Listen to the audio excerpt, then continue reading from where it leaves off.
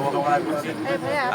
উত্তরের জেলা কুড়িগ্রামের ফুলবাড়ী উপজেলার অসহায় ও ছিন্নমূল মানুষ যখন শীতে কাবু, ঠিক তখনই 1000 পরিবারের মাঝে কম্বল বিতরণ করেছেন women initiatives for community development project. এরই ধারাবাহিকতায় বৃহস্পতিবার 4 ডিসেম্বর 11:30টায় শিমুলবাড়ি ইউনিয়নের কমিউনিটি ক্লিনিক প্রাঙ্গণে উদয়ঙ্কুর সেবা সংস্থার আয়োজনে এলিট গ্রুপ ও অ্যাকশন এইড বাংলাদেশের সহযোগিতায় শীতবস্ত্র হিসেবে কম্বল বিতরণ করা হয়।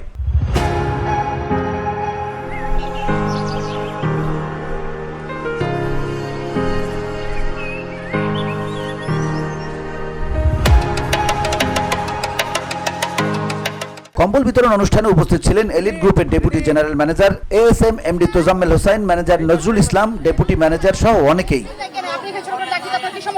প্রকল্প সমন্বয়কারী রবিউল ইসলাম, রিফ্লেকশন অ্যাকশন সার্কেলের নেতৃবৃন্দ সহ আরও অনেকে উপস্থিত ছিলেন এই অনুষ্ঠানে। সংক্ষিপ্ত আলোচনায় জাহানারা বেওয়া বলেন, মুসলিম উদ্দিন, মনসার আলী সহ অনেকেই কম্বল পেয়ে দাতা সংস্থাকে অসংখ্য ধন্যবাদ জানান। VOD Bangla news desk.